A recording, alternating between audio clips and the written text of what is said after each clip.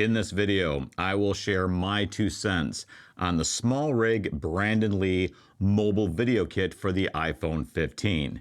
This kit is a collaboration between SmallRig, a company known for affordable yet dependable camera accessories, and Brandon Li, a talented filmmaker and YouTuber. This kit contains a cage made specifically for the iPhone 15 Pro Max. SmallRig does offer cages for the iPhone 15 Pro, but only this specific kit is currently only offered for the Pro Max. This cage in particular is primarily made of an aluminum alloy with a black to green gradient finish. Its dimensions are 6.95 by 3.76 by 0.67 inches. The cage is very bulky and may not be suitable for those with small hands or those wanting a compact design. How does this compare to a case like the OtterBox Defender XT? The OtterBox Defender is slightly smaller, coming in at 6.76 by 3.52 by 0.57 inches. The fractional difference between the two cases indicates only a minor size difference. Having used OtterBox Defenders on all my previous Pro Max iPhones and having used this SmallRig kit, I can tell you the difference is more than a minor one.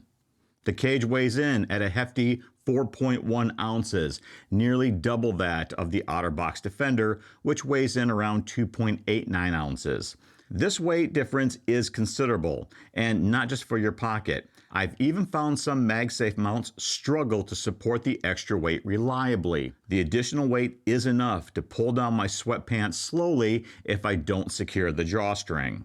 There are cold shoe mounts on 2 of the 4 sides. The cold shoe mounts work well enough for accessories like the Wireless Pro receiver. I should point out that accessories like the DJI Wireless Receiver version 1, that clip does not hold firmly in place, and I honestly don't trust it. On each of the 4 sides, you will find 1/4-inch screw mounts, which were certainly convenient to have, and it's nice not to have to think about having a tripod adapter on hand before leaving the house. There are also quick release mounts on all 4 sides for the handles, which I'll talk a bit more about later. Lastly, there is a place to attach a lanyard or a wrist strap, which is something I personally like to do.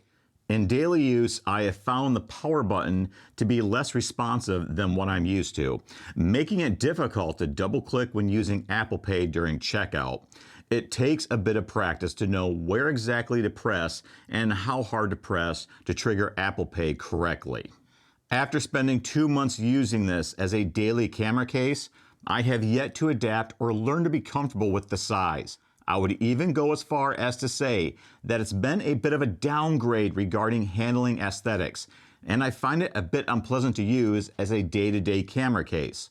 Also, I now believe SmallRig never intended this cage to function as an everyday carry. A big reason I wanted to try this kit is the quick release handles.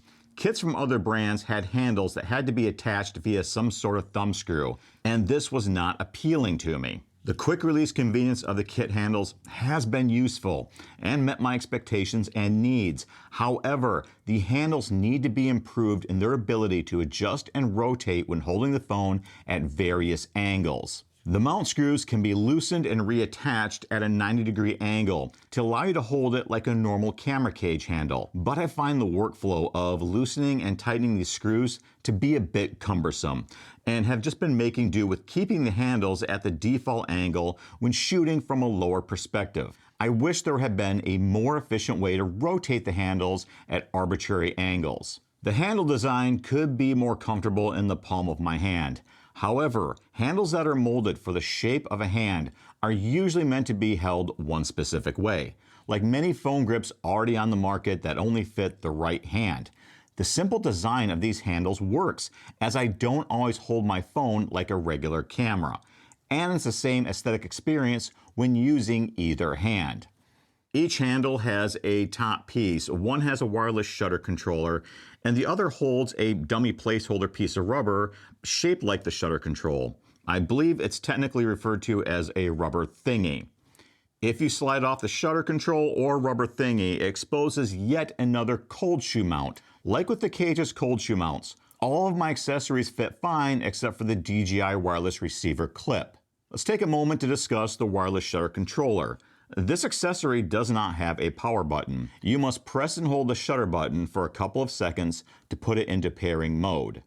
A small green light will flash repeatedly to indicate it is waiting to be paired. You should see the controller available under your Bluetooth settings. Now, I have yet to quite figure out the duration, but the controller will turn itself off after some time if not being used. Press and hold the controller until the green light flashes once to turn it back on. You may also turn it off by pressing and holding the shutter button. The green light will be solid for like a second or so and then blink twice, and then the controller will be off. If you have the camera app open when holding the shutter button, it will record a brief 2-second video. The kit includes a 52mm adapter and a magnetic 52mm variable ND. The adapter was a letdown because it does not have threading. It only supports the included magnetic variable ND filter. Now, I have no real complaints about the filter itself. The magnetic design is quick and efficient, but the missing threads prevent me from utilizing any of my existing filters. The cage is bulky, but less bulky than hauling around one of my cameras with a cage. There are plenty of scenarios where I must remove the camera from the cage, like when placing the phone on a bike mount. The cage design makes this easy to do, but it does leave the phone open and exposed to potential damage.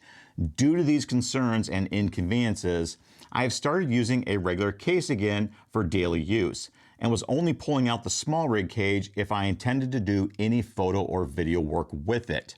Most of my use cases revolve around spontaneous photography with the iPhone, and this kit does not support my needs as well as I had hoped. I originally felt that the flexibility in the handle positioning and wireless shutter control were the solutions I was looking for, and they have worked well in many cases. However, I am tripping over other aspects of the kit that do not complement my workflow. It could be a better fit for a dedicated videographer, and if I were to start using my iPhone more for video, then the entire kit would be more helpful. Ultimately, I've concluded that the kit isn't right for me. I will test another option in the coming weeks, which I hope to cover in a future video. I hope the opinions shared in this video are informative and useful to some of you before making your next purchase. As always, thanks for tuning in, and I'll see you again next time.